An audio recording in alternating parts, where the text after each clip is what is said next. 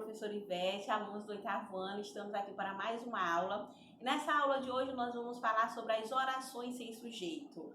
Nas aulas anteriores nós vimos sobre os tipos de sujeito e hoje vamos aprender um pouco mais sobre a oração sem sujeito.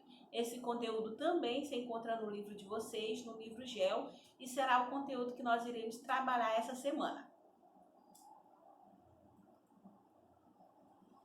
Mas o que é oração sem sujeito?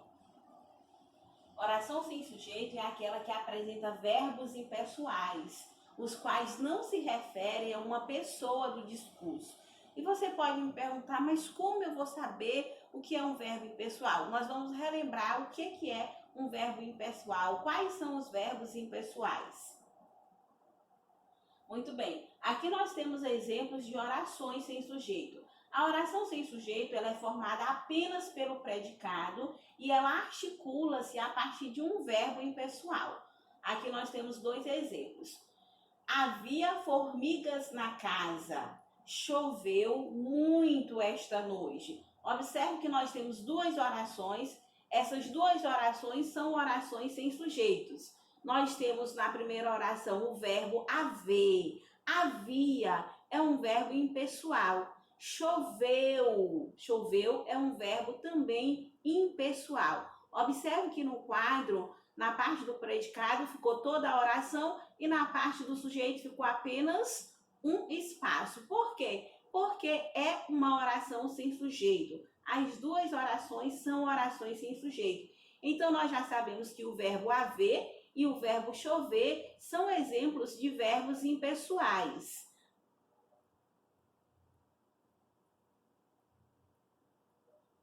Verbos impessoais apresentam-se sempre na terceira pessoa do singular, ou seja, todos esses verbos impessoais vão estar na terceira pessoa do singular. Vamos para alguns exemplos. Quais são esses verbos? Todos aqueles verbos que indicam fenômenos da natureza, como nevar, relampejar, trovejar, ventar, garoar, chover, entre outros verbos. Todos os verbos que indicarem fenômenos da natureza são verbos impessoais. Aqui nós temos uma oração: chovia bastante quando saíamos. Olha só, uma oração sem sujeito, pois nós temos o verbo chover, que é um verbo impessoal, e observe que ele está conjugado na terceira pessoa do singular.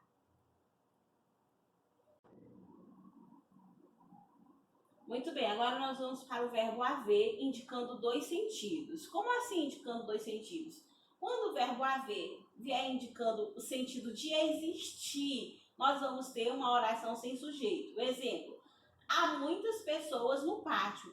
Eu posso muito bem substituir esse verbo há pelo verbo existir, só que eu vou colocar no plural, concordando com o termo da oração. Existem muitas pessoas no pátio, tá? Então, aqui nesta oração, o verbo haver foi utilizado no sentido de existir. Ou eu posso também ter oração sem sujeito quando o verbo haver estiver no sentido de tempo decorrido, no passado, como no exemplo: há 2 anos não o vejo. Olha só, o verbo haver está destacado, indicando o tempo decorrido, está no passado. Então, também é uma oração sem sujeito. Então, toda vez que o verbo haver estiver indicando o tempo decorrido ou no sentido de existir, nós temos uma oração sem sujeito.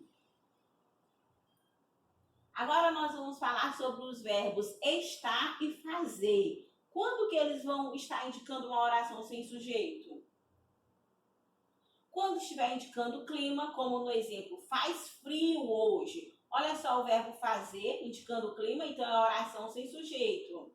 Quando estiver indicando o tempo, está bastante tarde. O verbo estar está indicando tempo, tarde. Então, nós temos aqui uma oração sem sujeito. E observe que os verbos estão conjugados na terceira pessoa do singular. Observação: ao indicar tempo, o verbo ser varia de acordo com a expressão numérica que o acompanha. Essa observação, meninos, é somente para o verbo ser. No início da aula, eu havia falado para vocês que os verbos impessoais sempre vão estar conjugados na terceira pessoa do singular. Com o verbo ser, há uma diferença, porque ele vai concordar com a expressão numérica. Nós vamos já ver esse exemplo aqui. Eu posso dizer é uma hora no singular, mas também eu posso dizer são 9 horas, concordando com a expressão numérica, 9 horas no plural. Então aqui essa diferença somente para o verbo ser.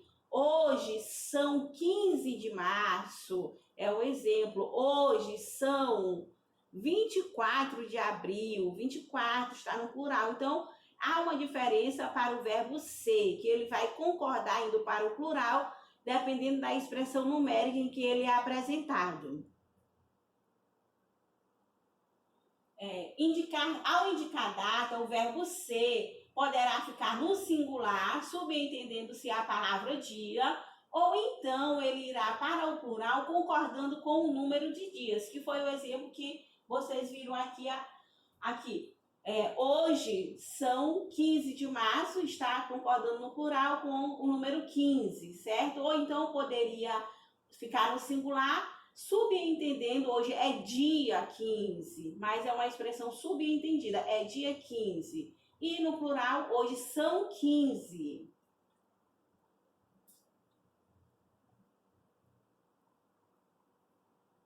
O verbo estar. Está tarde. Aqui é uma oração sem sujeito, esse verbo está indicando o tempo. Estar muito quente, o verbo está indicando temperatura.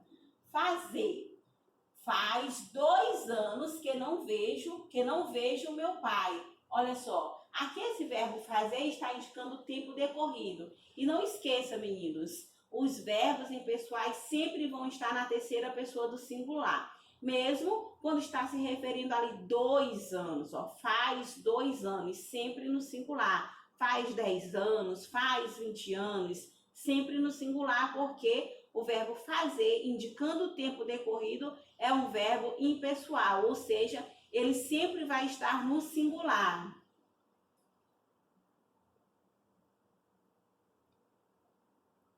Fez 39 graus Celsius ontem, indicando temperatura, também no singular, oração sem sujeito. O verbo haver. Não a vejo há anos, aqui indicando o tempo. Havia muitos alunos naquela aula, também indicando. Muito bem, alunos, essa foi a nossa aula sobre oração sem sujeito e revemos também um pouquinho sobre os verbos impessoais, que são necessários, são fundamentais vocês reconhecerem esses verbos para identificar quando há uma oração sem sujeito. Faça sua revisão, faça suas anotações, tire suas dúvidas, tá? E a professora está à disposição de todos vocês. Não esqueçam de responder os exercícios, tá, meninas? A nossa rotina de estudos deve continuar. Tchau, tchau e até a próxima aula. Beijos!